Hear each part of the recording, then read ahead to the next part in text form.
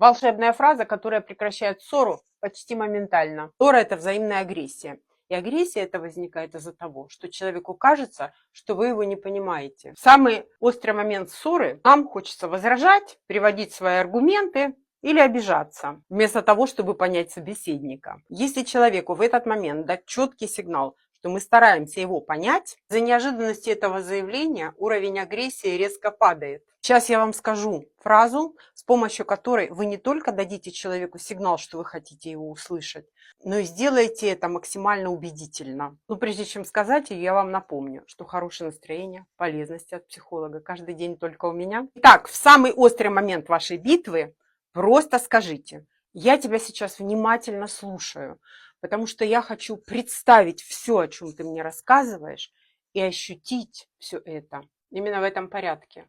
Слушаю, чтобы представить, чтобы ощутить. Пользуйтесь.